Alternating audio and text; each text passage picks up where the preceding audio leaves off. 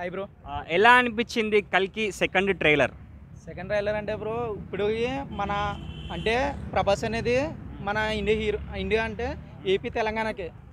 అలాంటిది pan India movie Baahubali hit కొట్టాడు. దీంట్లో విఎఫ్ఎక్స్ అనమాట. ఇప్పుడు వచ్చి చూసిన మనం విఎఫ్ఎక్స్లో ఐరన్ మ్యాన్ అంటే మన ఇంటర్నేషనల్ మూవీ అనమాట. దాంతో కంపేర్ చేసుకుంటే కల్కి ఇంకా హై రేంజ్లో ఉందన్న. అంటే దాని మీద చూసుకుంటే తారు, ఐరన్ మ్యాన్ ఇవి ఎవరో పక్కకు రారనమాట, అంత యాక్టింగ్ ఉంది. దాంట్లో ప్రభాస్ బాడీ బిల్డింగ్ చూస్తే ఒక హైలైట్లో ఉందన్నమాట. ఇంకా సింపుల్గా చెప్పాలంటే నేను 90% పవన్ కళ్యాణ్ ఫ్యాన్. కానీ బాహుబలి చూసాక ఇంకా పిచ్చికింది. ఇప్పుడు కల్కి చూసాక ఇంత క్రేజ్ ఉంటుందా, లేదంటే ఇంత లుక్కులు వదులుతాడా అంటే ఆ హైట్కి ఆ పర్సనాలిటీకి సరైన వ్యూ అనేది, సరైన కాన్సెప్ట్ అనేది ప్రభాస్ తీసుకున్నాడని నాకు అనిపించింది అన్న. అంటే గ్రాఫిక్స్ అదంతా ఎలా అనిపించింది? ప్రభాస్ అన్న లుక్, ఆ ఫైటింగ్ సీన్స్ అవన్నీ ట్రైలర్లో చూసినప్పుడు ఎలా అనిపించింది? అంటే అదన్నా మాటలో చెప్పలేమన్నది. చెప్పాలని నేను చెప్తున్నాను కదన్నా, ఐరన్ మ్యాన్ ఇవేమీ ఒక పక్కకు రావన్న కల్కి ముందు. దాంట్లోనే మళ్ళీ ఇది మహాభారతంలో తీసిందన్న. అమితాబ్ బచ్చన్ క్యారెక్టర్ అనేది రోల్ అనేది దాంట్లో మెయిన్ పార్ట్ అనమాట. అన్నీ అంటే ఒక శాపం ఉంటుంది అనమాట దాంట్లో. ఇది మాలాంటి యూత్కే కాకుండా వాళ్ళు ఉంటారు కదా పెద్దవాళ్ళు, ముసలివాళ్ళు, వాళ్ళకు కూడా మైండ్లోకి ఎక్కేస్తుంది ఇది. అంత కాన్సెప్ట్ తెచ్చి దీంట్లో పెట్టారన్న. అంటే పెద్ద పెద్ద స్టార్ కాస్టింగ్ ఉంది కదా, ఎలాగనిపించింది? స్టార్ క్యాటింగ్ అన్న అంటే ప్రభాస్తో అమితాబ్ బచ్చన్ చేస్తున్నాడంటే చూసుకోకలేదండి.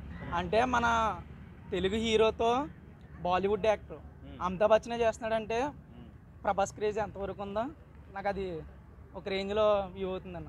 కమల్ హాసన్ గారు అట్ట అనిపించారు అన్న కమల్ హాసన్ ఏజ్ బార్ అయినా కానీ అతని క్యారెక్టర్లో అంటే ఫస్ట్ నుండి అంటారు కదన్న కమల్ హాసన్ అంటే నట సామ్రాట్ అలా ఇలా అంటారు. కానీ దీంట్లో మాత్రం ఆ ఏజ్కి ఈ క్యారెక్టర్ అస్సలు సింక్ అవ్వలేదు. అంటే ఇప్పుడు నార్మల్గా మనం ఎలా చేస్తామో మన యూత్ ఆ టైప్లో జీవించాడన్న. దానికైతే కమల్ హాసన్ ఒక రేంజ్లో చూసుకోవచ్చన్న.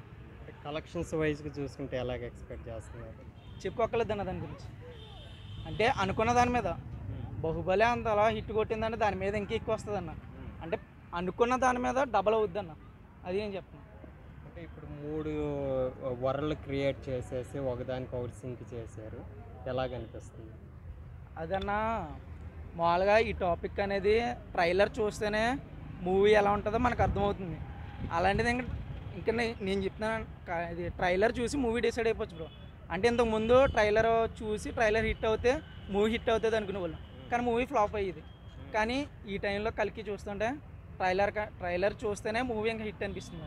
ప్రమోషన్స్ అవి అంతగా చేయట్లేదు కదా బ్రో, మరి ఎంతవరకు ఆడియన్స్కి రీచ్ అవుతుంది? నా ప్రమోషన్ ఎందుకన్నా ట్రైలర్ చూస్తేనే పెద్ద ప్రమోషన్ అది, ఆ రేంజ్లో తీసాడంటే. ట్రైలర్ కూడా రీచ్ అవ్వలేదు అంటున్నారు చాలామంది. రీచ్ అవ్వలేదంటే అన్న కొన్ని ఉంటాయి. అంటే ఆ డైరెక్టరే పెద్దగా పెట్టాలని లేదు, కానీ అది డైరెక్టర్గా మనకే మూవీ ద్వారా చూపిద్దామని చెప్పి ఏమో ప్రమోషన్ చేయలేదని ఎవరికి తెలుసు బ్రో. అది నేను అన్నా. అంటే బాలీవుడ్ యాక్టర్తో యాక్ట్ చేస్తున్నాడంటే ఒక రేంజ్లో ఉంటుంది. ఈ ప్రమోషన్ చేసి ఈ ట్రైలర్లోనే ప్రమోషన్ అయిపోతే ఇంకా మూవీ చూసి ఏముంటుంది. అంటే కల్కి స్టోరీ మనం డైరెక్ట్గా చెప్పేసుకోకూడదు కదా, మూవీలోకి వెళ్ళి మనం చూసి మనకు ఎలా అనిపించిందో దాన్ని బట్టి మనం ప్రమోషన్ అనేది వస్తుంది. భైరవ్ అండ్ బుజ్జి అని యానిమే సిరీస్ ఒకటి వచ్చింది కదా, అది ఈ సినిమాకి ఎఫెక్ట్ అయ్యే ఛాన్స్ ఉంది, స్టోరీ లీక్ అయిపోయింది అని చెప్పి అంటున్నారు. లేదన్న, దాని భైరవ్ బుజ్జి అంటే అది కమెడియన్ కింద కొద్దిగా బాగుంటుందన్న. అంటే యానిమేషన్ మూవీ అది ఒక పర్పస్ మీద తీసారు తప్ప దానికి దీనికి సంబంధం ఉండదు. దాంట్లో నార్మల్గా ప్రభాస్ వేరే యాక్టింగ్ అనమాట, కార్టూన్ యాక్టింగ్ చేసాడు. దీంట్లో అయితే సెపరేట్ అన్న. అంటే ఒక కాన్సెప్ట్ తీసుకున్నారు అంతే. కల్కికి దీనికి రెండు ఒకేలా ఉంటాయని మనం చెప్పలేమన్న. సినిమా చూస్తేనే ఏదన్నది మనకు తెలుస్తుంది రియాలిటీ. ఫైనల్గా ఒక్క మాటలో చెప్పాలంటే ఈ మూవీ గురించి, ప్రభాస్ గురించి ఏం చెప్తారు? ఒక్కటే చెప్తున్నానన్న, తోపు అన్న ప్రభాస్ అంటే. ఇంకా అందుకని నేనేం చెప్తాను, తోపు. ఓకే.